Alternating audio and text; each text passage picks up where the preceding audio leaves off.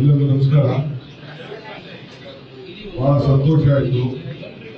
ಚನ್ನಪಟ್ಟಣ, ಬಾಗಿ, ಆನೇಕಲ್ಲು, ಸೌತ್ ಎಲ್ಲ ಸೇರಿ ಬೆಂಗಳೂರು ಗ್ರಾಮಾಂತರ ಪಾರ್ಲಿಮೆಂಟ್ ಕ್ಷೇತ್ರ ಅಂತ 3 ಬಾರಿ ಕಾಂಗ್ರೆಸ್ ಸುರೇಶ್ ಅವರು ಗೆದ್ದಿದ್ದಾರೆ. ಬಹುಶಃ ಕೊರೋನಾ ಸಂದರ್ಭದಲ್ಲಿ ಅವರು ಹೇಳ್ಕೊಂಡಿದ್ದು ಯಾರು ಹೆಣನ ಮೂಡ್ತಿರ್ಲಿಲ್ಲ. ಒಬ್ಬ ಸುರೇಶ್ ಹೆಗ್ಡೆ ಅವರ ಮಂತ್ರಿ ಅವನು ಹೆಣನ ತಂದಾಗಲೇ ಕೊನೆಗೆ ಅವನು ಪ್ರಧಾನಮಂತ್ರಿ ಡೆಲ್ಲಿಗೆ ಹಾಕಿ JCB ಹೋಗ್ತಾ ಇದ್ರು. ಬಹುಶಃ ಒಂದು ವಿಡಿಯೋ ಇದೆ, ನೋಡಬೇಕು.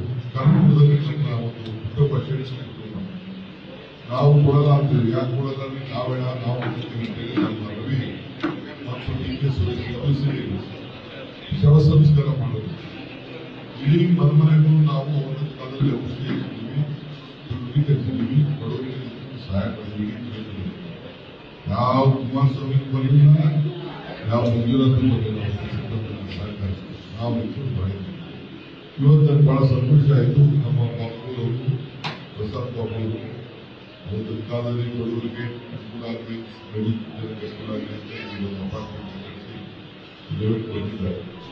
ನಿಮ್ಮ ಅಧ್ಯಕ್ಷರು ಹೇಳಿದವರು ಏನು ಸುದ್ದಿ ಮಾಡ್ತಾರೆ, ಅವರು ವೈದ್ಯಕೀಯ ಮಾಡ್ತಾರೆ.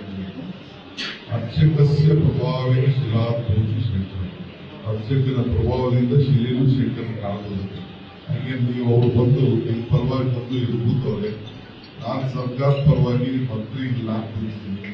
ನಿಮ್ಮ ಕೆಲಸ ಆಗಬೇಕು. ನಿಮ್ಗೆ ಬೇಕಾಗಿರೋದು ಒಂದು ಖಾತೆ, ಒಂದು ನೀರೇ ನೀರಿದ್ದಾರೆ. ಈ ಜವಾಬ್ದಾರಿ ನನಗಿರಲಿ, ನಮ್ಮ ಜವಾಬ್ದಾರಿ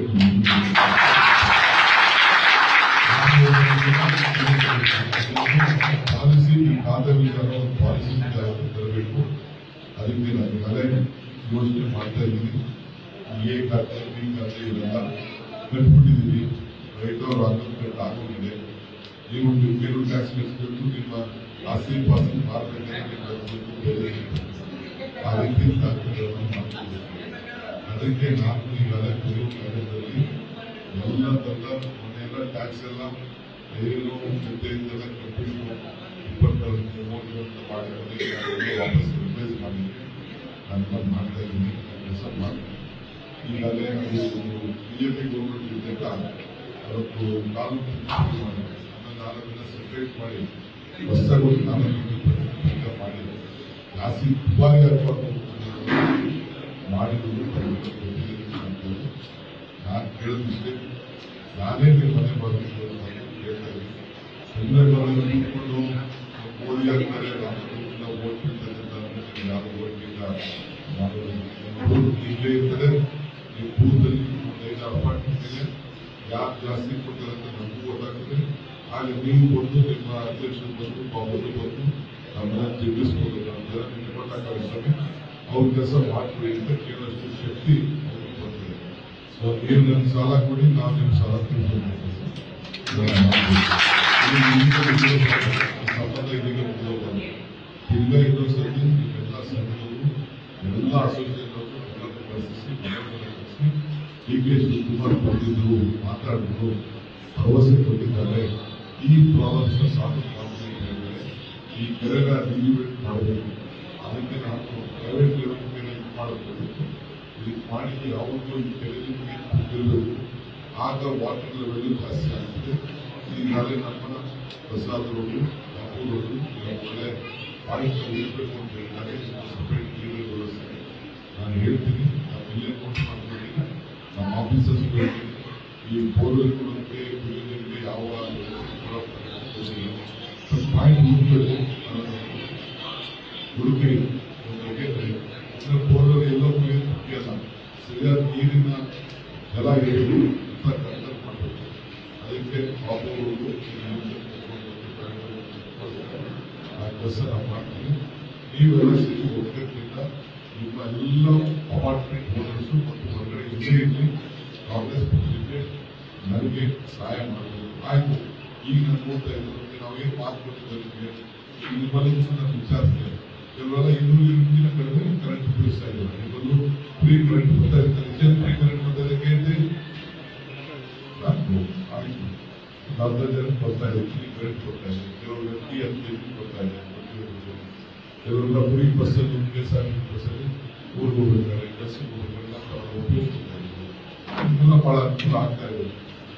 ಹೆಣ್ಮಕ್ಳು ಕೂಡ 2,000 ರೂಪಾಯಿ ಕೊಡ್ತಾ ಇದೆ. 1,20,00,000 ಹೆಣ್ಮಕ್ಳಿಗೆ ಮನೆಯಲ್ಲಿ ಮಾತಿಗೆ ನಾವು ಆ ರೀತಿ ಸಹಾಯ ಮಾಡ್ತಾ ಇದ್ದೀವಿ. ಇಂಥ ಒಂದು ತೀರ್ಮಾನ ಸಕ್ಸೈನ್ ಆಗ್ತಿದೆ.